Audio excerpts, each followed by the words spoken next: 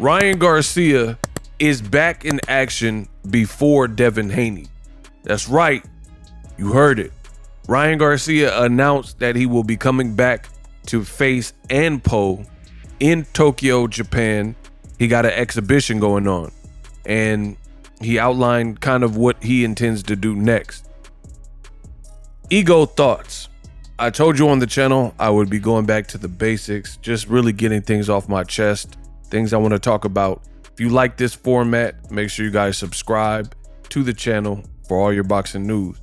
So I want to spend more time expanding on what really happened right now.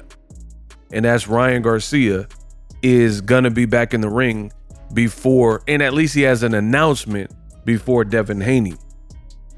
Before the fight, April 20th, between Haney and Ryan Garcia, I told anyone who would listen on the channel my fears for that fight. I expressed concern. Ryan, in my opinion, was acting peculiar. He was acting bizarre. He was unhinged, untethered, whatever you want to call it.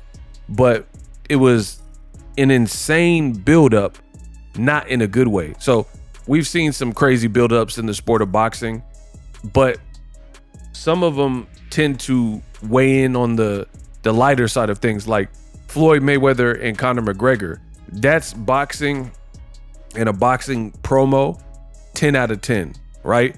Where what they did in the press tour and at those press conferences was highly engaging, and it was interactive, and it was entertaining. And if anything, it furthered the belief, if you wanted to see the fight, or maybe even if you didn't want to see the fight, after hearing the confidence from Floyd Mayweather, hearing the confidence that Conor McGregor had. I don't know what you're thinking. Hook the Mayweather, you know, doing all the theatrics and the histrionics. It made you want to watch the fight to see an outcome, right? But the stuff Ryan Garcia was doing, I told you, was effectively unselling the fight. Nonetheless, the fight still happened. Devin Haney and his team made a lot of egregious mistakes. And it was weird because you have Bill Haney, who was his father and trainer and manager, and they just accepted a lot and gave Ryan like too much respect in the negotiating table. And the thing that's odd about that is that Team Haney let them tell it previous to the Ryan Garcia fight. They said it's the Devin Haney era and it was their time, and they were pretty much like taking over the sport. But they surely didn't act like it when it came to negotiating. Fast forward to the future, now look where you're at. After the fight, based on how the fight played out, I told you it's going to be a long road back for Devin Haney. Some people said, oh, you're hating, yada, yada, yada. The Haneyacks got mad. And fast forward to the future, look at where we are right now. Ryan Garcia, the guy that is suspended, is back before the guy who got beat initially and then later had the fight overturned, which is pretty insane if you think about it. Now, I posted this on my Twitter and I said, it's funny, suspended Ryan Garcia will be back in a ring or in the ring before Devin Haney. I told y'all, LOL, because once again, I told y'all. And shout out to King J. He left a hilarious response to my tweet. He said, man, it's like the shooter getting out of jail before the person he shot get out the hospital. That's nuts. And that's a great way to frame it and a great way to put it. The shooter get out of jail before the person he shot get out the hospital. Man, oh man. And here's the thing. I told you, Devin is in between a rock and a hard place, which I think also has a lot to do with why he doesn't have a return fight actually announced, because you're in a difficult position. And I've said this time and time again. This is what I love about Ego Thoughts. This is what I love about being a YouTuber. This is what I love about having a whole career on the internet, is live by the sword, die by the sword. My words are weapons.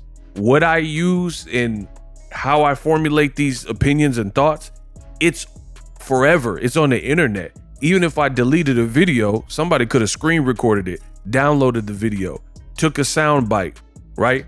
So that's why I'm not this new generation. This ain't Gen Z. I told you, I'm hip hop, y'all TikTok. We come from a different era, and I love it because I'll always take those odds. I'm not out here saying nothing crazy. I'm not out here saying stuff like this. Like I said, I'm not Gen Z where I just do these weird pranks trying to get views, do anything for views. I don't have to do that. I'm boxing ego. I'm ego. I do what I want, right?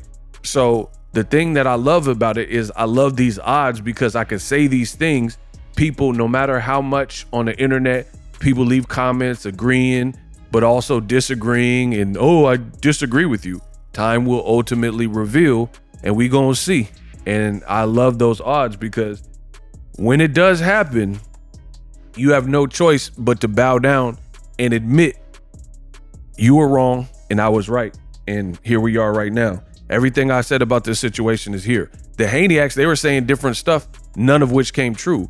They were saying the Ryan Garcia fight would be a sellout. It didn't sell out. It didn't even beat Tank Davis versus Rolly. Like, how do you have Ryan Garcia as a dance partner and you can't outsell Tank versus Rolly, right? At the Barclays Center. So you can listen to me or you can listen to Haniacs. A lot of what they said, most of it didn't come true. I've kept it real from the jump. This was a bad fight to take, and now you guys are seeing the ramifications. Like I said, for Devin Haney, one of the big things is I think he wants to pick up where he left off because he got the win, or actually he didn't get the win. He got the loss overturned as if it didn't happen, but the world seen what happened. So you can't erase that, and you can't expect that the networks and platforms are going to omit that and look at where you're at in your career and what damage that last fight with Ryan did and put up these crazy purses. I mean, we'll see. We'll see what his next move is. But I think to get the type of purses that Devin has probably grown accustomed to, he's going to have to fight a difficult opponent. And we know the dangers with that coming off of a bad fight and performance like he did with Ryan Garcia. So it's, hey, you want to make this type of money? You probably have to fight somebody who is a dangerous out. Or if you want to step it down, you're going to probably have to take a pay cut to fight somebody who you should easily beat. You know, and these are decisions Devin got to make. But it's crazy, once again, that the guy who's suspended is back in the ring and has it announced and laid out before the person who did nothing wrong, didn't have Osterine in their system. And, you know, it's a smart move from Ryan Garcia. So he doesn't come back when he finally can come back a year later. He's not, at least he got some activity. At least he kept in shape. At least he, you know, had went through a training camp and things like that, right? Devin Haney said at the Joshua Dubois fight that he would be back in December, but as of November 18th, he hasn't announced a return fight, and there's a lot of guys that are booked up. Meanwhile, the guy who tested positive for Osterine and initially beat him and is now suspended has a comeback fight. Cold world.